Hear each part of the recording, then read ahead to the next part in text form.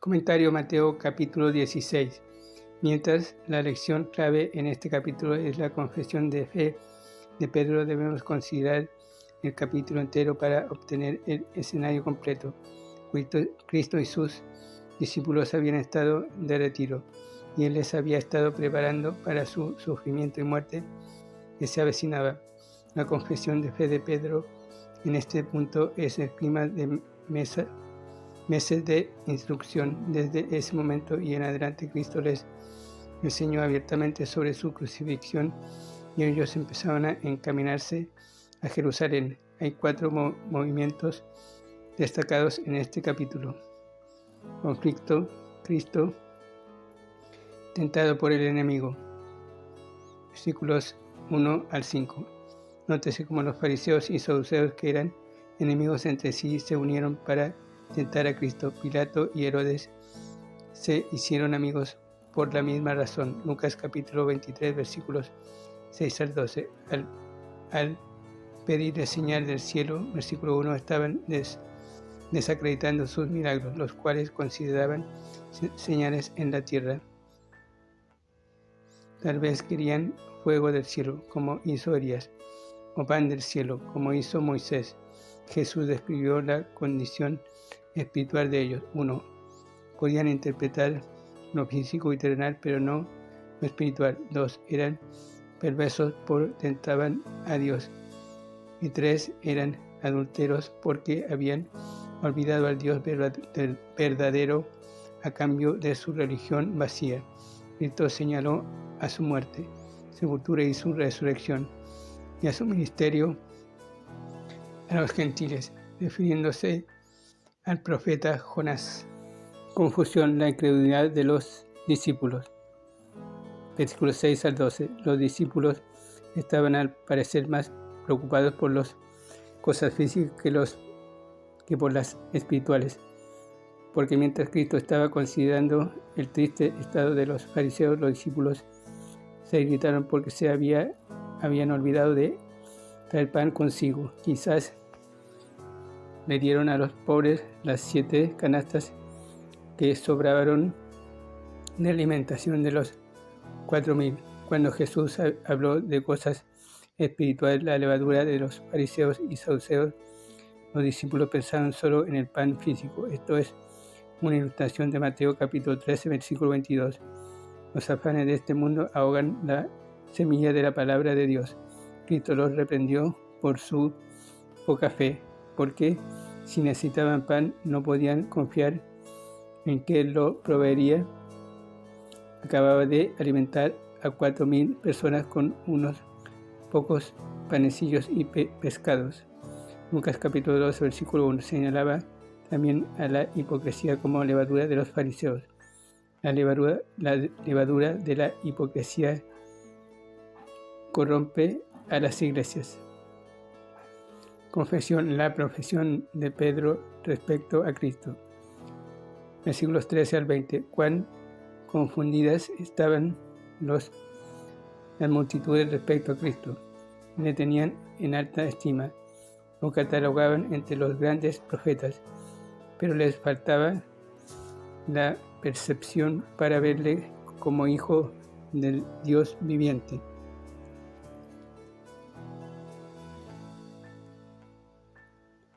Hasta le comparaban con Juan el Bautista, y sin embargo los dos fueron diferentes en sus ministerios. Mateo capítulo 11, versículo 18 al 19. Pero ningún hombre pudo confesar a Cristo sin la revelación del Padre. Mateo capítulo 11, versículos 27 y el testimonio del Espíritu. 1 Corintios capítulo 12 al 3, versículo 3. Una confesión correcta respecto a Cristo es importante para la salvación. 1 Juan capítulo 2, versículos 22 y 23. Los versículos 18 al 19 han sido campo de batalla por siglos. Los romanistas basan en ellos el oficio de Papa y el poder de la Iglesia para dispensar gracia, y los protestantes ven en ellos algo completamente diferente. Dejamos que la Biblia hable por sí mismo al considerar los símbolos en estos versículos. La roca es Jesucristo. Cristo lo dijo así, Mateo capítulo 21, versículo 42, refiriéndose a Isaías capítulo 28, versículo 16. Pedro mismo también lo dijo, 1 Pedro capítulo 2, versículo 4 al 8. Hechos capítulo 4, versículos 11 y 12. Compare con Salmos capítulo 118, versículo 22. En 1 Corintios capítulo 10, versículo 4, Pablo llama a Cristo la roca y lo llama además la cabeza de la iglesia. Efesios capítulo 1, versículo 20 al 23, capítulo 4, versículo 8 al 16, capítulo 5, versículo 23. A través del Antiguo Testamento la roca habla de Dios y no del hombre. Deuteronomios capítulo 34, versículo 4, versículo 16, versículo 15. Daniel capítulo 2, versículo 45, Salmos 18, versículo 2. Las llaves que se mencionan aquí se refieren a la mayordomía de Pedro en el reino. No son las llaves de la iglesia, son las llaves del reino, no son las llaves de la muerte o de la eternidad, porque Cristo las tiene. Apocalipsis capítulo 1, versículo 18. En la Biblia las llaves indican autoridad y mayordomía o administración. Isaías capítulo 22, versículo 22. Lucas capítulo 11, versículo 52. Pedro usó estas llaves al abrir la puerta de la fe. Hechos capítulo 14, versículo 27. A los judíos, Hechos capítulo 2. A los samaritanos, Hechos capítulo 8.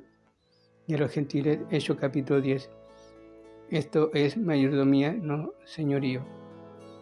Atar y desatar implica la aplicación de la palabra de Dios a la gente. En Mateo capítulo 18, versículo 18, se usa respecto a la disciplina en la iglesia y el poder dado a todos los discípulos, no solo a Pedro. En el día de Jesucristo, los judíos hablaban de atar y desatar cuando un rabí prohibía algo o permitía algo. La iglesia no le dice al cielo lo que hay que hacer, sino que obedece en la tierra lo que el cielo le ordena a la iglesia que haga. Pedro jamás proclamó ser papa. Véase 1 Pedro capítulo 5, versículos 1 al 4. Nótese que Cristo, no Pedro, edifica la iglesia. Esta es la primera mención de iglesia en el Nuevo Testamento. Corrección: Pedro, la piedra de tropiezo.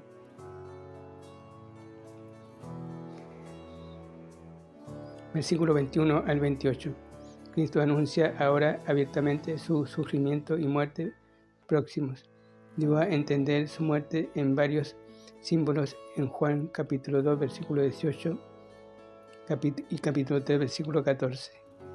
Y Mateo capítulo 9, versículo 15 y capítulo 12, versículos 40 y 41. Pero ahora habla de ella sin rodeos. Marcos capítulo 8, versículo 32. Los discípulos, por supuesto, quedaron sorprendidos por las noticias. Pedro en especial, quien repitió la tentación de Satanás que se halla en Mateo capítulo 4, versículo 8 al 10, al tratar de desviar a Cristo de la cruz. Es obvio que Satanás estaba usando a Pedro para que fuera una piedra de tropiezo en el sendero de la obediencia de Cristo. Satanás lo usaría de nuevo para estorbar la obra de Cristo. Lucas capítulo 22, versículo 31. El Señor reprendió a Pedro y luego enseñó a los discípulos la importancia de la cruz en la vida del creyente.